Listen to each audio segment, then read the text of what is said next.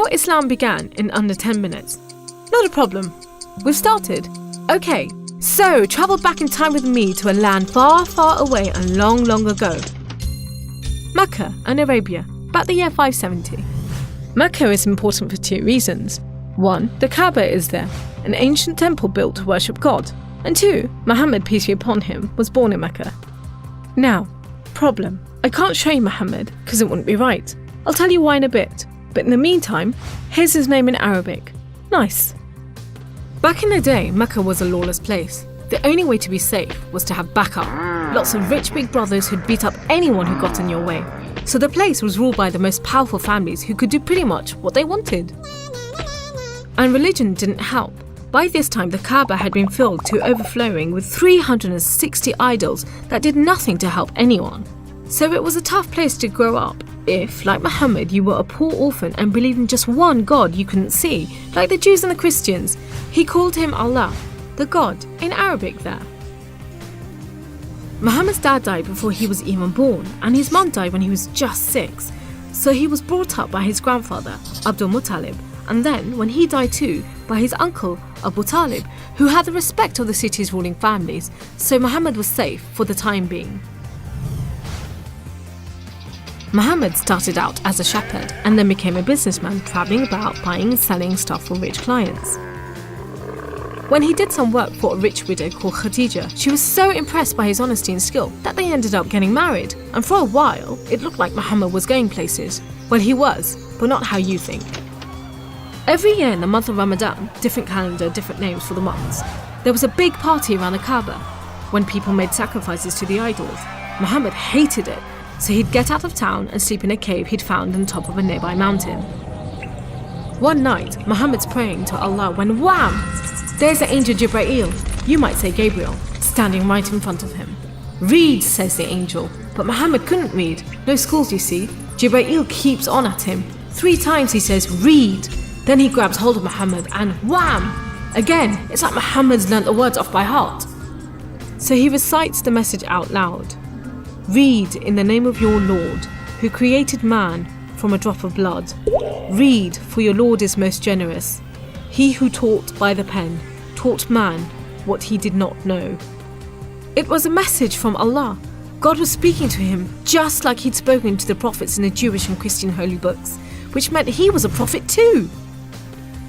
The messages continued for the rest of Muhammad's life. Allah gave him the words to say and the prophet recited them.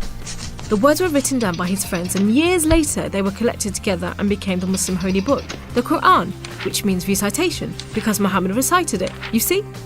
Anyway, that was much later, so back to the night of power. Muhammad tells his family, then his friends, and eventually everyone about Allah, that he's the one and only God, that he wants everyone to be treated fairly, and long story short, it didn't go down well with the ruling families of Mecca, who liked things just the way they were, thank you very much. You see, Islam means obedience to Allah, and Muslim means someone who obeys Allah, and the ruling families didn't want anyone obeying anyone else but them. So the people who believed in Muhammad's message, the Muslims, were given a hard time. Some were even tortured and killed. A few of them managed to escape to Abyssinia, Ethiopia. But most were stuck in Mecca. Muhammad also had to cope with the death of his wife, and then just a few weeks later, his uncle too. Feeling very down, he went to the Kaaba to pray to Allah one night. Then, the weirdest thing happened. Jibreel turns up, sits him on a winged horse called Al-Buraq and flies him all the way from Mecca to Jerusalem. He prays with all the prophets who have ever lived. Then, he's taken up to the heavens to chat with some of the prophets, and then into paradise itself, where Allah tells Muhammad to pray 5 times a day and to stay strong. He's returned to Jerusalem and then flies back to the Kaaba in Mecca. We call it the night journey, and Muslims still argue whether it was a real experience or a vision, but whatever, it gave Muhammad a much needed boost, and just as well, because there were more tough times ahead. So, there was this other city called Yathrib. The people there heard about Muhammad and his message and invited him and his followers to join them. A few at a time, the Muslims left Mecca and made a dangerous journey across the desert to Yathrib. It's known as a hijra, which means migration, like birds do. Muhammad and a few of his friends stayed in Mecca until everyone had got away and then made plans for their own escape. But the ruling families wanted to kill Muhammad while they still could, so 7 sons, one from each family, were sent in the middle of the night to stab the Prophet while he slept. But he was way ahead of them, and when they burst into the house, Muhammad was gone. Trackers were sent out to hunt him down. Muhammad and his best friend Abu Bakr took a roundabout route to try and shake off the pursuit, but the trackers were too good and slowly gained on them. So Muhammad and Abu Bakr hid in a cave and prayed that no one found them. The trackers found the cave all right, but they didn't bother going in to search. There was no way Muhammad could be inside, they thought. There was a spider's web over the mouth of the cave and a nesting bird at the entrance. He must have given them the slip. So off they went, leaving Muhammad and Abu Bakr protected by a spider and a bird. Muhammad made it safely to Yathrib, which was renamed Medina al-Nabi, the city of the Prophet, but most people just call it Medina. But Muhammad's worries weren't over yet. There were 3 big battles between the Muslims and the Meccans. First, the Battle of Badr, when Muhammad and just 313 men faced 1,000 Meccan soldiers.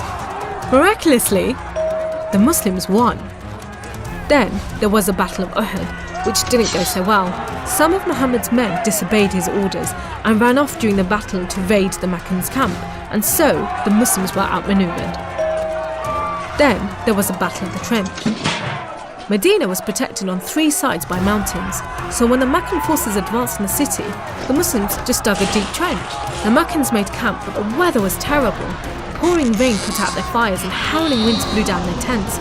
Eventually they gave up and went back to Mecca. It was all a bit embarrassing. They were losing the respect of the local tribes who were flocking to join the Muslims. So a peace treaty was signed at Hudaybiyah, but it wasn't long before the Meccans broke it. Muhammad decided that enough was enough. By now he had over 10,000 men, so he led them across the desert to Mecca.